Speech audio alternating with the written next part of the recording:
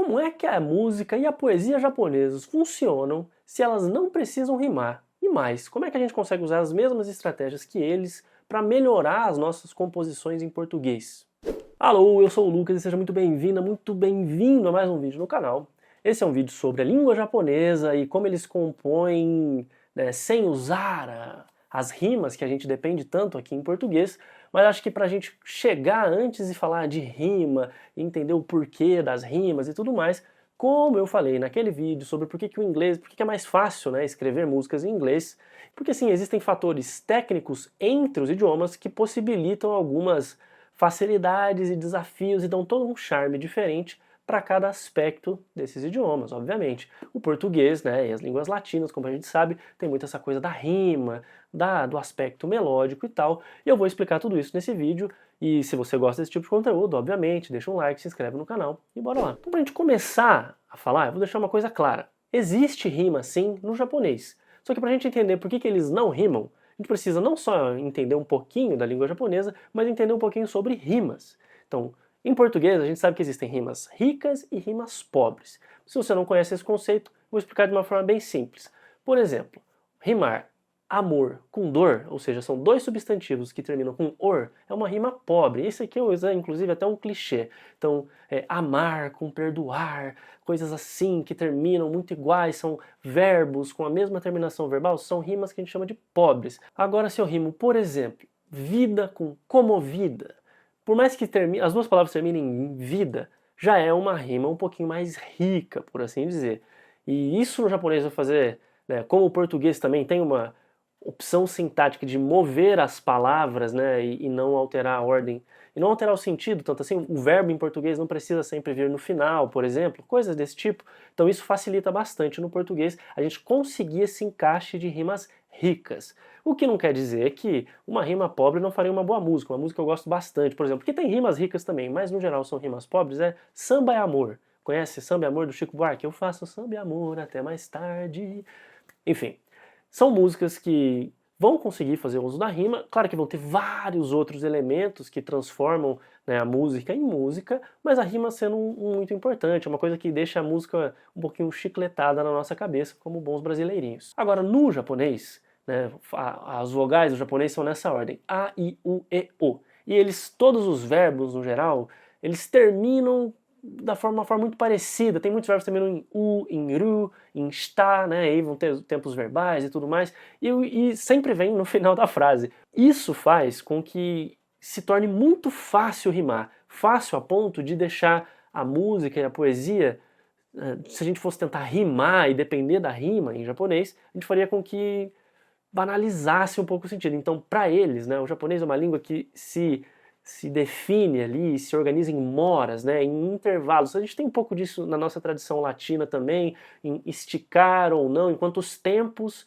uma palavra toma, ou uma sílaba toma, quanto você demora para falar alguma coisa. Eu vou deixar vários exemplos de música em japonês aqui na descrição para você ir conhecendo, das que eu citar e tudo mais. Enfim, e aí dá para ter uma noção de, mesmo sem rimar, a música funciona e você vai entender, tipo, eu ouvi isso aqui, nossa, entendi isso. Tem uma que eu vou deixar aqui, que vai deixar mais claro do que nunca, e você vai começar a reconhecer isso, inclusive, em músicas brasileiras. Então, por que eles não rimam? Vamos deixar isso claro desde o início. Terminações muito comuns, muitas vogais, muito parecidas ali, eles medem o tempo das palavras em moras, então são esticados em tempos, e a estrutura gramatical deles é bastante fixa, ela é bem fixa, o que torna algumas falas e tudo mais, se você fosse sempre fazer frases da mesma forma que você faz em inglês, acabaria ficando muito repetitiva a música e perderia o charme que para eles tem, as descrições e como eles esticam e encaixam as palavras nos versos. Isto posto, do nosso lado aqui no português, nós temos rimas ricas e pobres. No caso, para eles, muitas das rimas que eles poderiam fazer seriam rimas pobres. O que não quer dizer que volta e meia uma palavra não vai rimar na música japonesa. Mas a rima para eles não tem a relevância que tem pra gente. Mas então como é que eles criam músicas e o que é que importa na música deles e o que é que faz a música deles, mesmo sem rima, soar bem até pra gente que não entende, assim. Como que essas músicas podem ser boas? Que técnicas eles usam e que a gente pode copiar, porque elas também existem na língua portuguesa. Então, para começar, o básico que eu falei no outro vídeo e que também acontece no inglês e no português, que é a escansão, né? Encaixar o ritmo, as palavras no ritmo da música e encaixá-las na melodia, estendendo as moras, estendendo os sons ou encurtando, né, fazendo a elipse de alguns dos sons ali. Então, de novo, aprender a escandir, a contar as sílabas poéticas das palavras é muito importante, em qualquer idioma que você quiser compor ou, né, usufruir da música e da poesia. E, além disso, eu vou deixar uma referência aqui para quem gosta de composição musical. Eu não sou, né, musicista nem nada, mas uma música que eu gosto bastante, acho que foi a primeira música que eu aprendi a tocar na bateria, eu devia ter 8 anos de idade, 7 anos de idade, que é Resposta, do Skank. Então tem 2 vídeos, um vídeo do Nando Reis, que escreveu a letra, e um vídeo do Samuel Rosa explicando como é que ele criou a melodia, fazendo aqueles de quem, né, é melodista e tal, quem faz a melodia. E vou deixar aqui, né, os dois, vai ter bastante referência, tá, nesse vídeo, então dá uma mergulhada ali na descrição, comenta, ou vou deixar no comentário fixado para você também poder comentar alguma coisa e ajudar o vídeo, né, a se espalhar.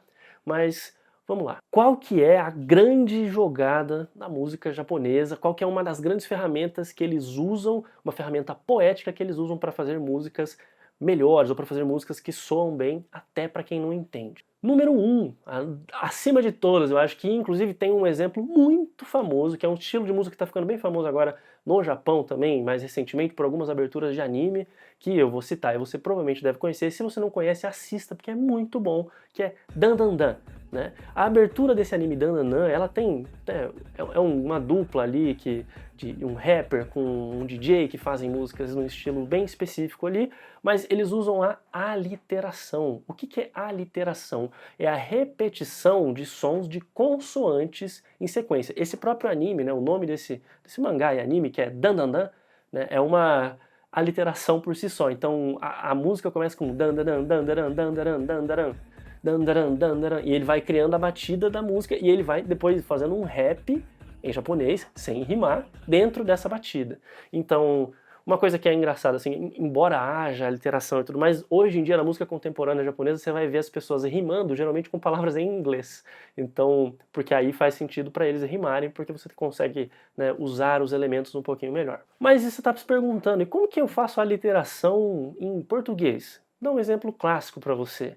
É pau, é pedra, é o fim do caminho, é o resto de toco. Tá vendo? Esse pau, pedra, fim do caminho, é o resto de toco, sozinho, pouco sozinho. Esse P, T, C, esses sons que vão marcando no ritmo, na melodia, essas consoantes que vão destacando, né, e vão te levando junto com a música, elas são, né, uma composição ali feita com aliteração. Então existem N opções para você. Você pode procurar no Google a aliteração, você pode procurar em qualquer gramática, por aí, e você vai reconhecer que algumas músicas, quando você vê que tem um chicletê ali na música, muitas vezes alguma dessas estratégias vão estar implementadas. Nesse caso, a aliteração, e a outra que é a assonância.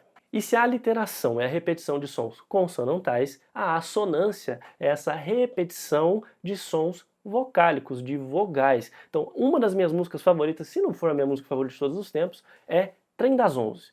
Sim, Trem das 11. Moro em Jaçanã e tudo mais. Eu nem sou de São Paulo. Mas é uma das músicas que me fez me encantar, assim, por música e por samba, no geral, quando eu era pequenininho. E veja só esse trecho aqui. Não posso ficar nem mais um minuto com você. Sinto muito amor, mas não pode ser. Ele vai fazendo, né, elevações e tudo mais, mas você vê essa gravidade das vogais que vão, né, dando um quê de chão, assim, vão dando uma gravidade para o som, esse peso dessas vogais, mesmo as vogais tônicas quanto as átonas, elas vão trabalhando nesse mesmo, elas vão dando uma encorpada, né? Estou fazendo uma conversa um pouco sinestésica e misturando sentidos aqui, mas é porque é uma questão que é bastante estética e tem esse sinestésico, querendo ou não, né? A gravidade do som que você emite. Então, se eu tivesse uma coisa um pouco mais aguda, então isso influencia. Se eu estivesse fazendo muito a, tra, pra e tudo mais, tudo isso vai ter a ver com a assonância e a aliteração, e são estratégias que a gente pode usar na língua portuguesa e que a gente pode implementar de forma mais inteligente para fugir dos lugares comuns, né? Para não falar assim amor e dor e torpor e ficar rimando as coisas para sempre, de uma maneira assim, achando que escrever uma música é apenas rimar. Se às vezes em português não precisa rimar, músicas excelentes às vezes não rimam no próprio refrão. E elas usam essas estruturas, a literação, a assonância, para fazer com que, né, o chicletê da música ali, com que essa qualidade sonora dela, com que essa qualidade poética dela mesmo ressoe no nosso coração.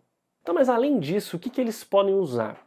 Como qualquer idioma e como qualquer maneira de fazer arte, a gente pode usar imagens. Então você vai ver que a poesia japonesa, eu acho que até menciono no outro vídeo, mas além dos formatos, como eu mencionei o soneto naquele vídeo, o japonês, você já deve ter ouvido aqui no Brasil, a gente chama de haikai, mas para eles é haiku, né? Então é o haiku e que vai ter, né, dividido em 5, 7, 5 para o brasileiro aqui, mas seria uma redondilha menor, uma redondilha maior e uma redondilha menor.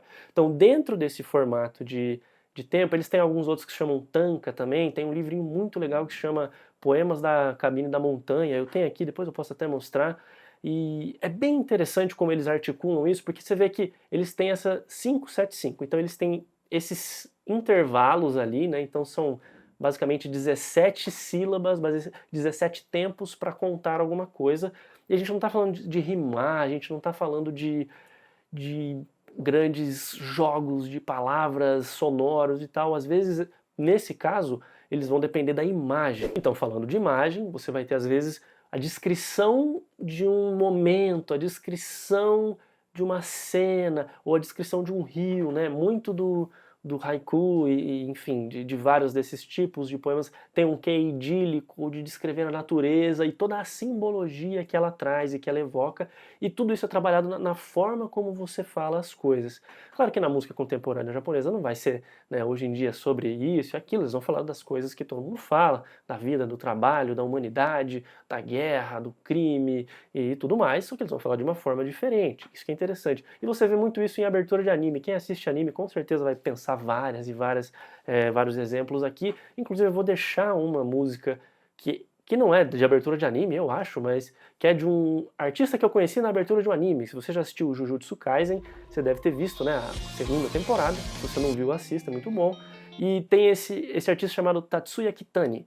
E ele tem uma música que eu vou deixar aqui na descrição, junto com outro artista bem famoso lá, é a nova geração, né, do rock japonês, assim, e você vai ver como eles usam todas essas estruturas que eu tô falando, além, né, do fator rock japonês, que tem essa tradição de ser bem, até perfeito demais em termos instrumentais, assim, eles tocam muito bem o instrumento, então falta o sujo que a gente fala, assim, do rock and roll, que sabe que, não sei explicar, assim, é a minha percepção, tá, esse é o meu viés, mas tem muito dessa, eles tocam muito bem, especialmente a bateria e a guitarra deles, assim, ela é extremamente bem cronometrada e articulada e mixada mesmo, assim, é como se não sobrasse um restinho de som pra nada. Então é bem legal, é bem diferente também, não é um rock às vezes que você vai estar acostumado, e ele acelera e desacelera de uma maneira bem legal quando eles brincam com os ritmos. Então eu vou deixar essa música na descrição aqui, ouça se você não conhece, a do Dandanã também é bem legal. Mas aí, além disso, eles fazem também uso de uma coisa que a gente faz e que na música no geral se faz,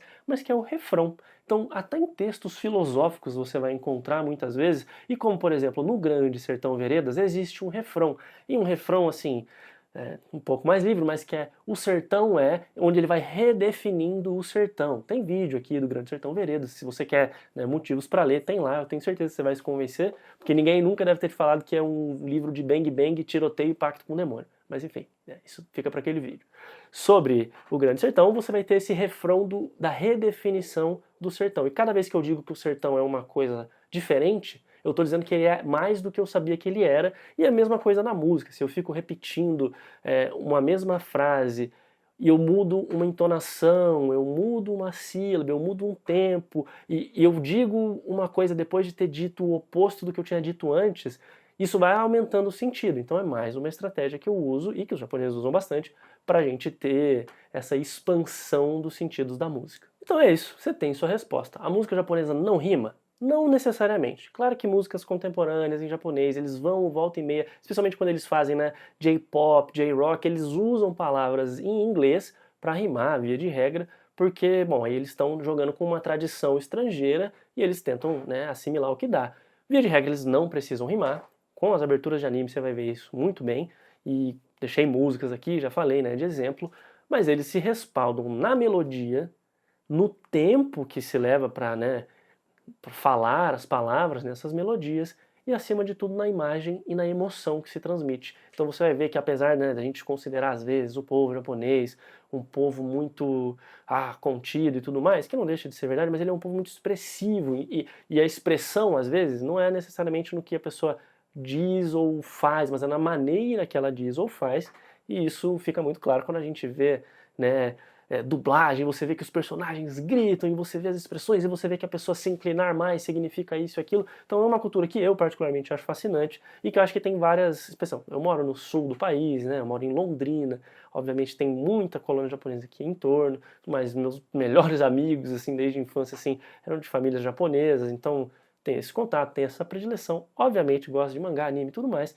mas enfim, eu acho que até no ponto de vista gramatical, se você se interessa por isso, tem vários canais de japonês aqui no YouTube. Dá uma procurada, tem um bem famoso que não sei se eu posso falar porque eu trabalho em empresa de idiomas, mas enfim, existem várias opções para você procurar aqui no YouTube mesmo, gratuitamente, só para começar a entender um pouquinho, ver uma curiosidade ou outra, especialmente se você gosta de música e se você gosta de compor música e, né, quer aprender a misturar ali. Para quem gosta de rap, a cena do rap japonês é bem interessante, porque eles têm várias vertentes diferentes, né, e no japonês a palavra otaku, né, que a gente usa aqui, né, o otaku, ele é uma pessoa que é fã de alguma coisa, uma pessoa que é fanática por aquilo. Então eles têm muito isso na cultura deles, as pessoas se tornam muito engajadas nos hobbies, então sempre que você... Se no Brasil a gente tem busólogos, você pesquisar busologia, são pessoas fascinadas por ônibus, né, fazendo a review de ônibus no YouTube, você com certeza também vai achar muitas pessoas interessantes,